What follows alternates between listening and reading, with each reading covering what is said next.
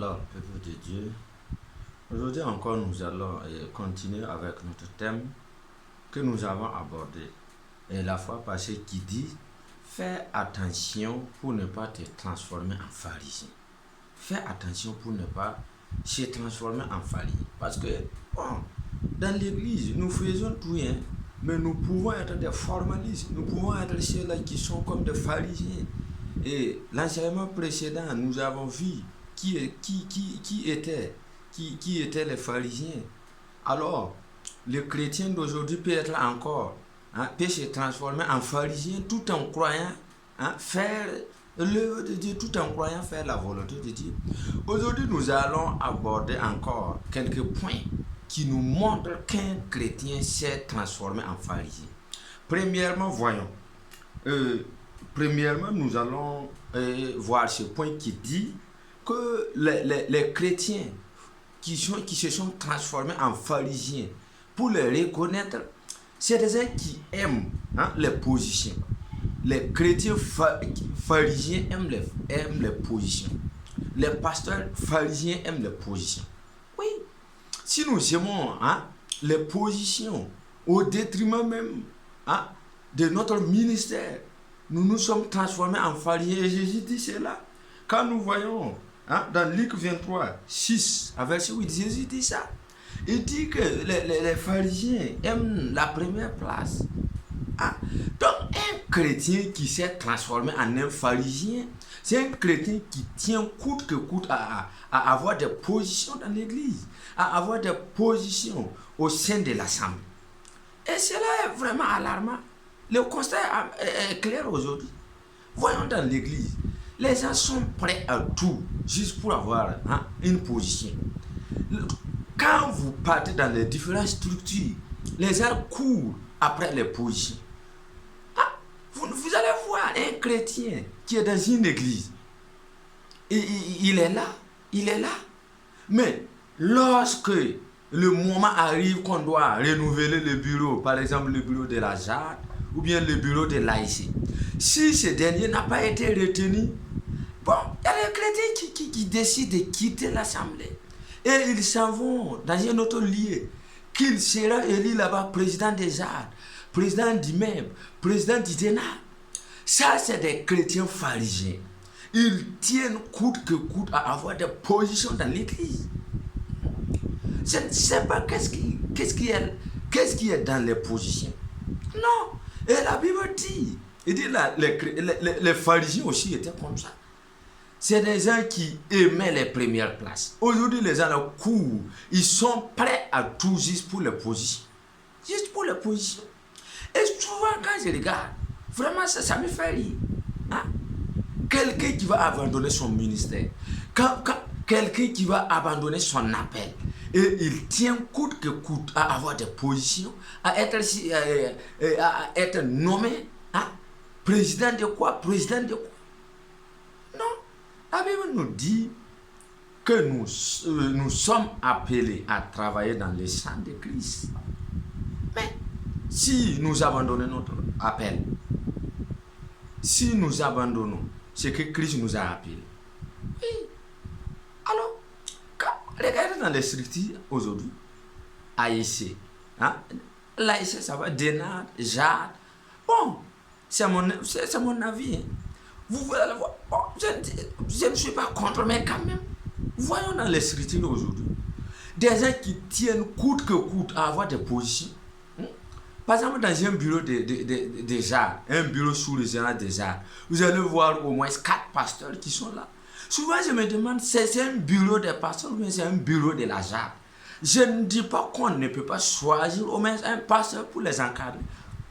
Mais quand tout le bureau est majoritairement occupé par les pasteurs, même au niveau du Dénat, tout le bureau du Dénat régional, du Dénat sous-régional, quand le bureau est majoritairement occupé par les pasteurs, on a cherché tellement de positions, comme on n'a pas eu une position dans la sous-région du conseil pastoral, dans la région du conseil pastoral, c'est que court après une structure pour être nommé. Attention. Venez pas nous transformer en un pharisien. Jésus dit que les pharisiens aiment les premières places. Et l'un même des critères pour reconnaître qu'un fidèle s'est transformé en pharisien, qu'un pasteur s'est transformé en pharisien, il abandonne son appel pour chercher les positions. Oui, pour chercher les positions. Et nous continuons. L'un des critères encore, les pasteurs pharisiens ou bien les chrétiens pharisiens sont hypocrites. Ouais, l'hypocrisie est l'un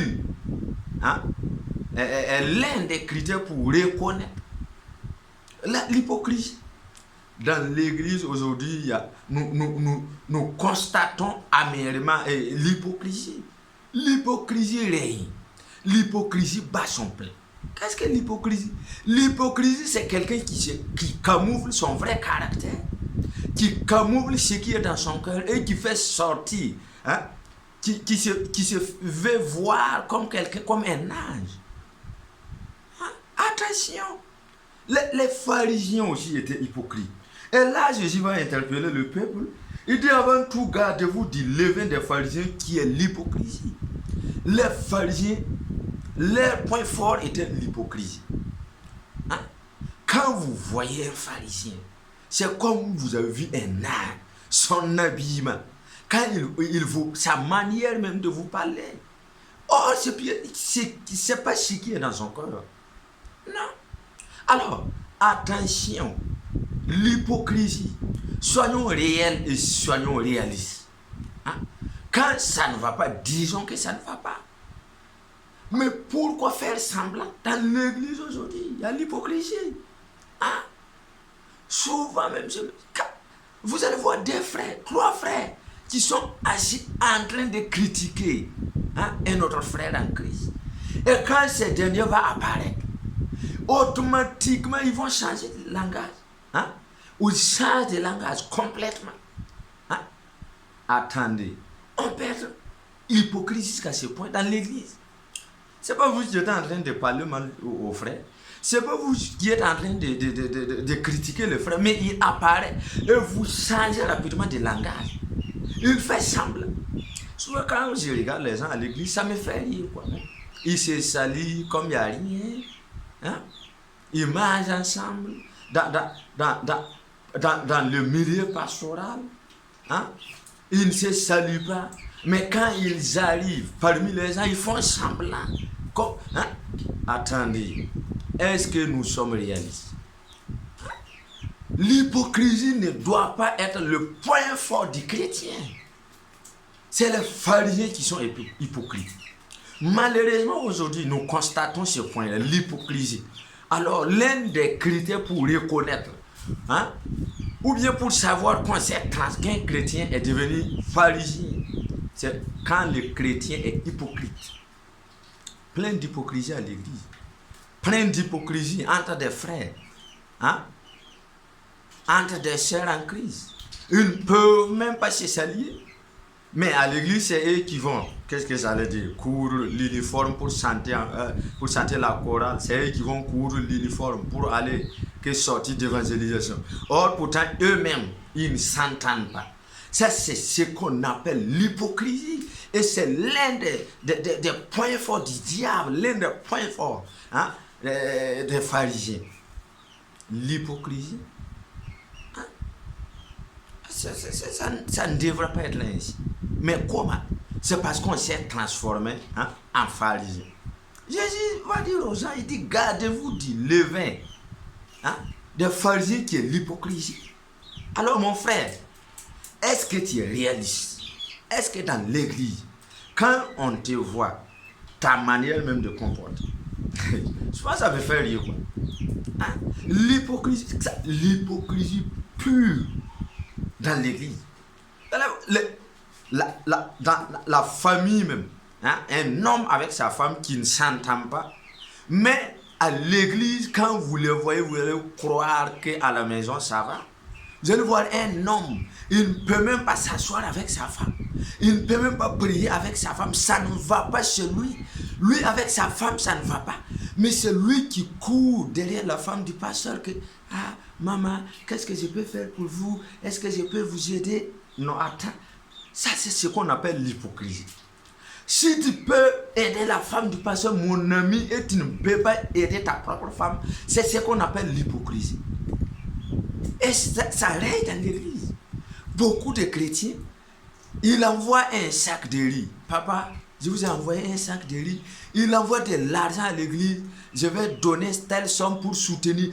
Pendant ce temps, ses enfants, même à la maison, n'ont même pas quelque chose à manger.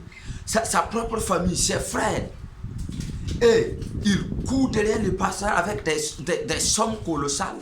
C'est ce qu'on appelle l'hypocrisie. C'est l'hypocrisie.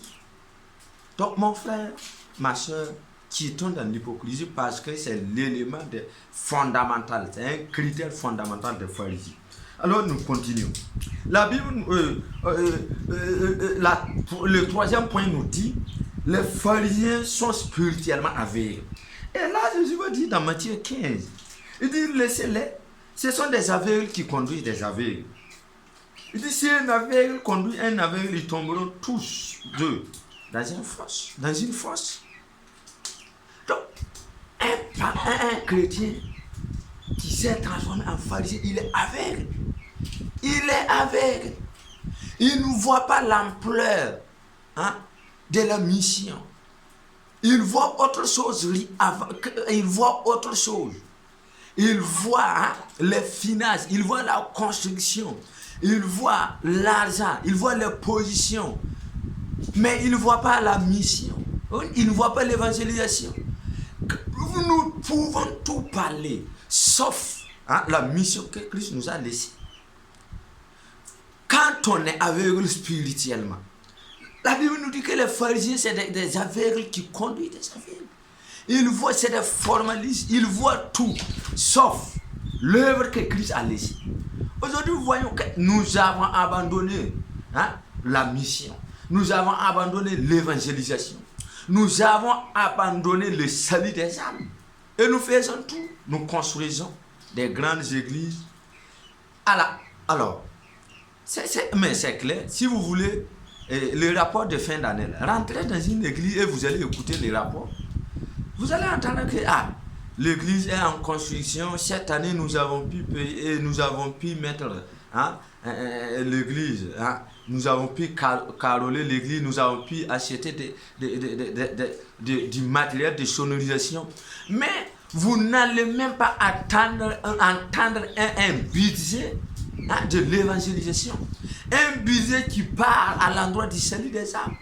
Nous nous sommes limités rien que pour embellir nos temples. Pour embellir nos temples. Vous voyez vous-même. Nous nous sommes réunis, nous décorons nos temples.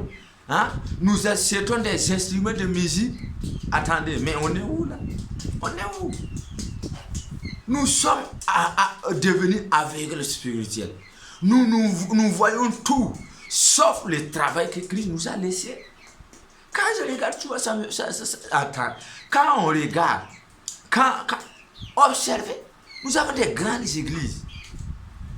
Ils ont commencé par des bancs. Entre-temps, ils ont abandonné les bancs, ils ont acheté des chaises. Et ces bancs-là se trouvent stockés dans des magasins pour serrer des instruments de musique que l'église, que le temple a renouvelé. Et l'ancien est stocké dans les magasins. Pendant ce temps, l'église voisine, les gens sont assis à terre. Ils n'ont même pas de la sonorisation. Ils n'ont même pas de la sonorisation. Pendant ce temps, le méga church, le grand temple a renouvelé. Lui, il est quitté dans les instruments de 700 000, il est dans les instruments d'1 million, de 10 millions. Et l'autre l'a déposé. Pourquoi pas ne pas prendre et venir en air? En fait, c'est le même corps en Christ, non? Attends, c'est le même corps en Christ. Pendant que d'autres renouvellent leur banc, nous qui faisons nos veillées, les gens viennent, ils sont forcément, il n'y a même pas de banc, ils sont assis à terre pour écouter la parole de Dieu. On crie à la voix simple jusqu'à perdre nos voix. Si vous voulez, on peut vous envoyer des vidéos. Pendant ce temps, il y a des souris qui rongent hein, du matériel dans des magasins. Nous sommes seulement aveugles. Nous sommes aveugles. Nous sommes aveugles. Alors nous poursuivons. Le point souvent nous dit